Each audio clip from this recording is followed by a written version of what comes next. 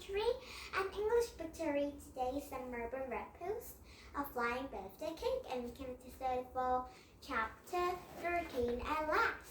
And we came to study for chapter 13 today and later chapter 14, okay?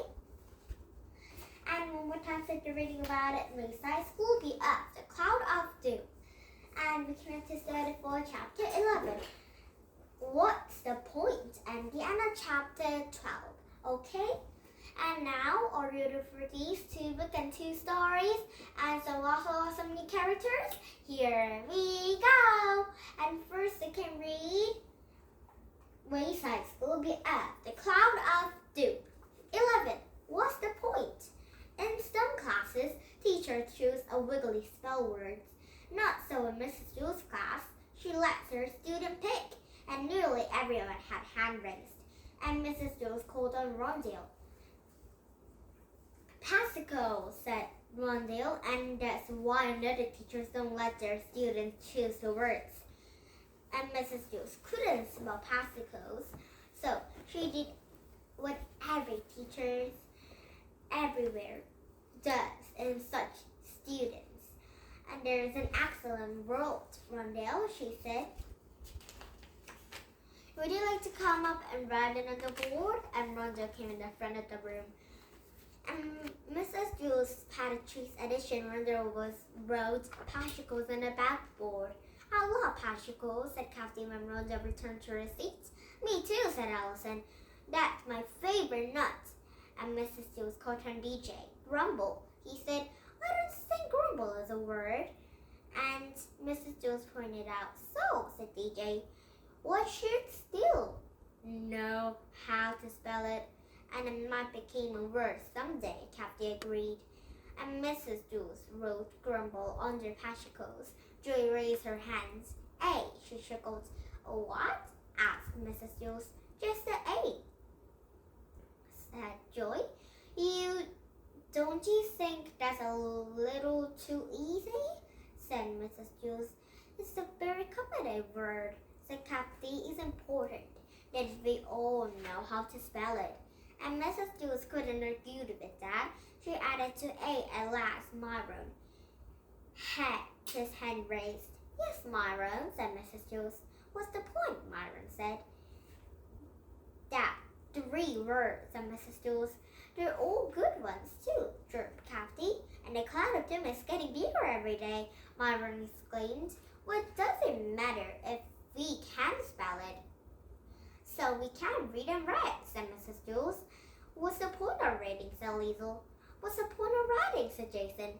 What's the point of arithmetic, said Banjean. There's no point, Myron grumbled. He slammed his pencil down to her and desk, and point broke of it. But what's the point of writing? We can't all just sit around and grumble, or we can try the best. Cloud or not cloud. And it hasn't been all bad, Mrs. Jules counted. We've been getting a whole lot more nail clippings. And that's true. Every sign the cloud of doom appeared. And every fingernail said tonsils have been growing a lot faster. And they had to clip 3 or 4 times a week. And the number of the board was now, oh my, 1,009,457. It's very, very many nail clippings. Oh, I think children has lost some nail clippings at home, and some parents. And I think Mrs. Jules' class children had lost of long nails. So it has lots of some nail clippings. And someday the cloud of doom will be gone, said Mrs. Jules. The world will be much better place than before the cloud. Colors will be more colorful. Music will more musical. Even Mrs. Munch food will taste good. and the bigger storm brighter the rainbow. At the moment, a crack of the thunder shoot in the classroom, and the lights went out, and children screamed, but they wasn't scared. They just like screaming in the dark. And Mrs. Jules lit a candle. Everyone stared it down. Now, shall we continue with our spelling? And Jenny raised her hand and chuckled. Hope. Excellent word, said Mrs. Jules. She held a candle in her hand and clicked, and another, and she letters loud, and she wrote them in the backboard. Hope. Hope. And now, chapter 12. Mrs. Shirley. Oh, Mrs. Shirley is very strange teacher, I think. I think these animal was a teacher. Oh, what is the animal, teacher?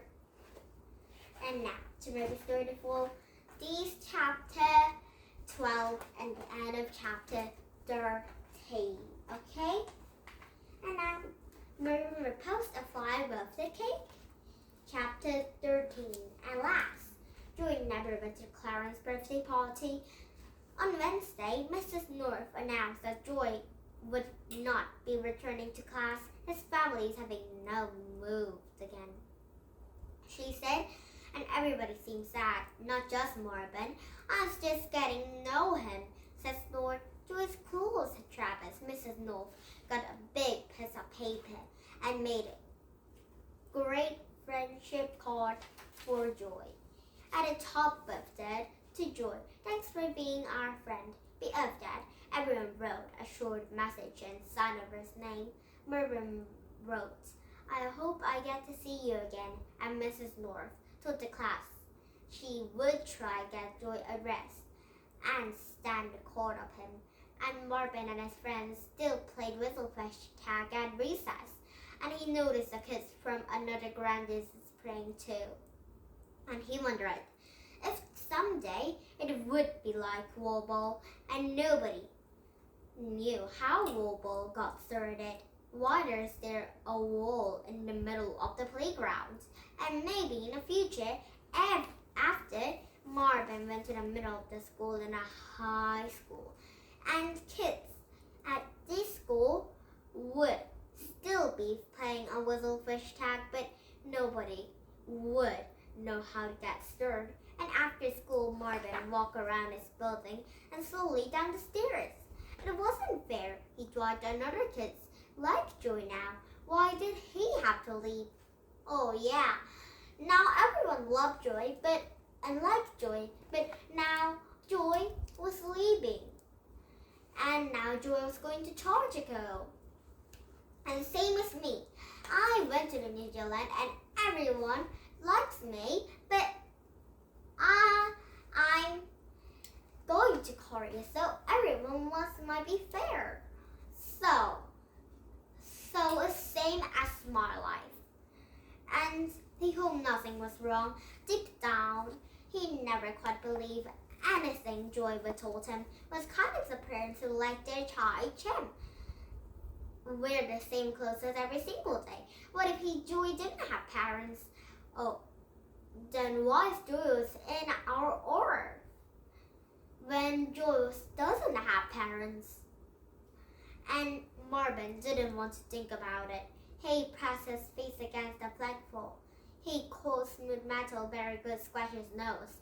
And later that evening, Marvin was in the room when Jacob came in to announce it. There's a muse in the driveway, and Marvin looked around in the window and I saw a long black shiny car. A soldier stepped out of it, and Marvin could see medals and ribbons on his chest. And soldier was walking around and opened the back door of the limo. And first, a man got out, then a woman, then a Joy. Oh, Joy? Why's the Joy come out in a shiny car? And Marvin and his brother raced down the stairs, and they reached the door just as The bell rang, and Joy's eyes was red like a mud had just stopped crying. Hi, Marvin, he said. We have to leave. Oh no, said Marvin. Mrs. North told us. We all write you a giant friendship card. The rest of Marvin's family came out of the door. Hi, Joy, Marvin's mother said brightly. Hi, Nancy, said Joy. These are my parents, John and Jane. And John and Jane said, How do you do? And Joy and Strand said Marvin's family to them. And that's Lindsay, Jacob, Nancy, and Dennis. And this is Marvin Redpost, my best friend in the whole universe. And Joey told us how much he enjoyed himself on another night. Said Joey's mother, I'm sorry I didn't get a chance to thank you before now, but we were in an important meeting and you're present. Oh yes, I understand, said Marvin's mother. I look at a limo? Asked Jacob. Of course, said Joy's father. And while Marvin and Joy's parents came out to talk, Joy led Jacob, Lindsay, and Marvin to the limo. Cool, said Jacob. He walked around for a bit, and a soldier was standing by and back on the door.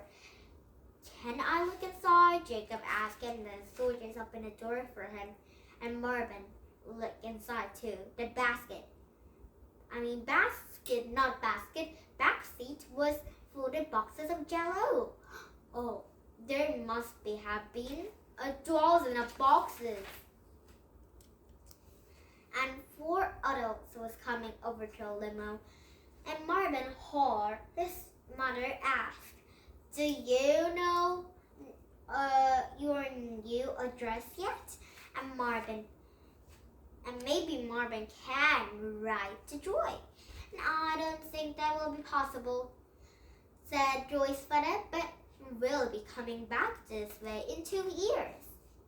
We could stop by. They may even take Marvin home with us for the summer. And Marvin and Joy was smart at each other. Then Marvin turned to his mother. Can I? He said.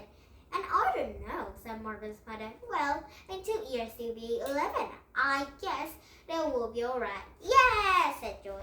And a short while later, everyone said goodbye, and Marvin's family stood and waved and both drove away. And Marvin felt sad, but he was glad that Joy stopped to say goodbye. And at last, he knew he wasn't saying goodbye forever. He would be fun to go to Joy's house in 2 years, and maybe he would get to go to Lake Whistle. He had been worried at first, that his mother was going to say he wouldn't go. He'd never been away from home and more than not before they could just snort our next house and try to go a long way away, have fun, drive miles at last. And now the end of reading this Marvin Redpost, The Flying Birthday Cake, and the end of read these books and all the chapters. There's lots of pages, but the end of reading. And to remember read a new book, a new story, okay? And now, Wayside School will be seen tomorrow, but Marvin Redpost, The Flying Birthday Cake will be better for now, okay?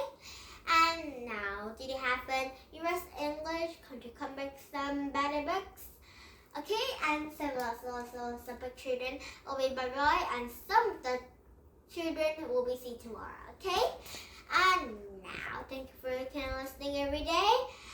And now, bye-bye, friend. Have a nice